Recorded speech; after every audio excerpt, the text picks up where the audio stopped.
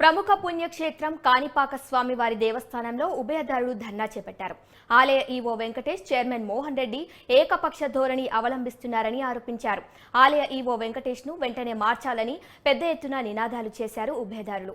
Chairman గా ఒకరికే రెండోసారి ఇవ్వటంపై ఆగ్రహం వ్యక్తం చేశారు. ఉభయదారుల వ్యవస్థను తుంగలో తొక్కుతున్నారని ఆవేదన వ్యక్తం చేశారు.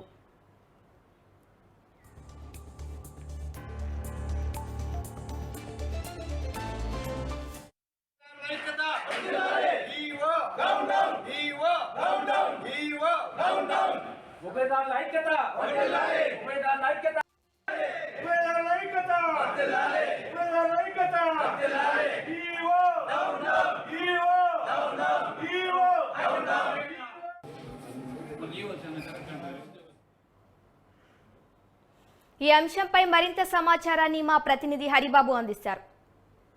చెప్పండి హరిబాబు. కాణిపాకం దేవస్థానానికి ప్రతి వినాయక చవితి పర్వదినం రోజు నుంచి మొదలు పెడితే దాదాపు 27 రోజుల పాటు స్వామివారికి ప్రత్యేకంగా ఉత్సవాలు, వాహన సేవలు జరుగుతాయి.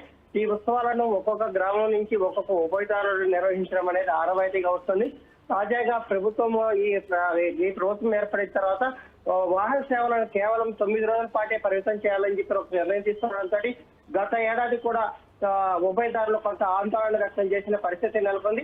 స్వామివారి బ్రహ్మోత్సవాలు సమీపిస్తున్న నేపథ్యంలో దేవస్థానం తీసుకున్న నిర్ణయం పట్ల ఉభయదారులు ఆగ్రహం వ్యక్తం చేస్తూ ఈవో కార్యాలయాన్ని ముట్టడించడం జరిగింది. అయితే స్వామివారి ఉత్సవాలకు ఆటంకం కలగకుండా గత ఏడాది తాత్కాలికంగా ఉభయదారులని అధికారులు అనుమతించారు. వాహన సేవలు యథావిధిగా కొనసాగించారు. తాజాగా పాత నిబంధనలను తొలగిస్తూ కొత్త నిబంధనలు తీసుకురావాలని చెప్పని ప్రయత్నిస్తున్నారంటూ వార్తలు వెలువడిన నేపథ్యంలోనే స్వామివారికి వాహన సేవలు నిర్వహించే ఉభయదారులు మాత్రం పెద్ద ఎత్తున ఆందోళన వ్యక్తం చేస్తున్నారు.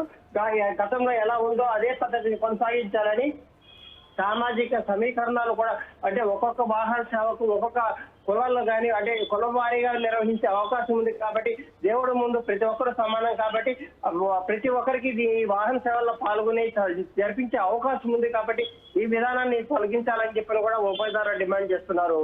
Sirisha. Okay, thank you Haribabu.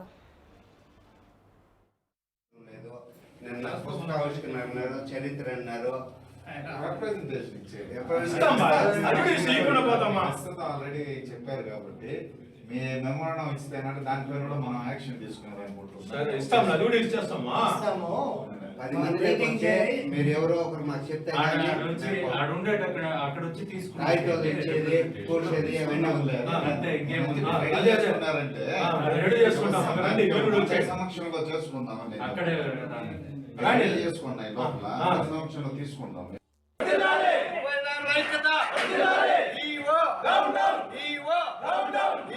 Last week ఆదివారం ఇక్కడ ఉభయదారుల మీటింగ్ జరిగినది. ఆ రోజు మన సంస్థలను చెప్పినాము. స్వర్ణరథం గురించి కానీ మరియు గ్రంథావిష్కరణ గురించి కూడా చెప్పినాము. ఇది మన పూర్వీకుల నుంచి ఎన్నో 1000 ఏళ్ల చరిత్ర గల పూర్వీకుల నుంచి వచ్చిన చరిత్ర ఉన్నది. ఉభయదారులకు ఒక వ్యవస్థ ఉంది ఇక్కడ.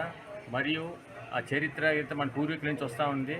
మేము ఎప్పుడో ధూపదీప నైవేద్యాలకు దుడ్డు లేనప్పుడు మన గ్రామస్తులు మరియు పరిసర గ్రామస్తులు ఉభయదారులచే దీపాలు పెట్టి మన దేవుని కాపాడుకుంటూ వచ్చి మన ఒక మహోత్తరమైన ఒక ఇది ఉందనేసి ఈవెన్ కోర్టులో జడ్జిలు కూడా ఇక్కడ ఒక ఇది ఉన్నది పవర్ ఉన్నది అనేసి ఎంతో డెవలప్ అయింది.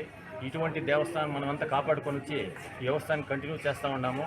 కానీ అభివృద్ధి అంటారు మన రైతులు ఇక్కడ ఈరోజు కూడా 28 ఎకరాలు దానం మాదిరి ఆల్మోస్ట్ దానం 60 ఇచ్చిన దుడ్డు లెక్కలేదు. దానం మాదిరి ఇచ్చిన దుడ్డుతో ఈరోజు ఇన్ని ఎకరాలు డెవలప్ గుడికి చాలా ల్యాండ్ లేదు. చుట్టుపక్కల మన అందరు రైతు కాని మాది కానీ మా గ్రామ పరిసరాల రైతులు కానీ అందరి గ్రామ పంచాయతీ సంబంధించిన ల్యాండ్ ఇచ్చినాకే గుడి అభివృద్ధి స్టార్ట్ అయింది.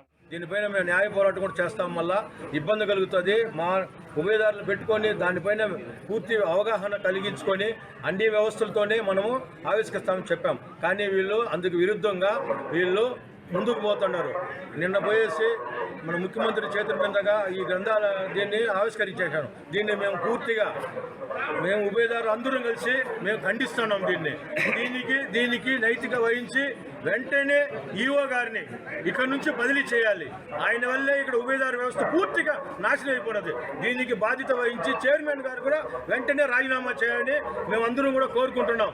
ముఖ్యంగా మేము ఇప్పుడు 1 గంట చేసే ఇక్కడ ధర్నా చేస్తున్నాము, కానీ ఈ నిరసన కార్యక్రమానికి ఎటువంటి అధికారులు కూడా బయటికి రాలేదు. ఇంతవరకు ఎవరు స్పందించలేదు. ఇంకొక హాఫ్ అన్ అవర్ చూస్తాము, లేదంటే ఈ కార్యాలయాన్ని పూర్తిగా లాక్ చేసి ముట్టడిస్తామని కూడా దీనిపైన మేము న్యాయ పోరాటం కూడా చేస్తాం. మళ్ళా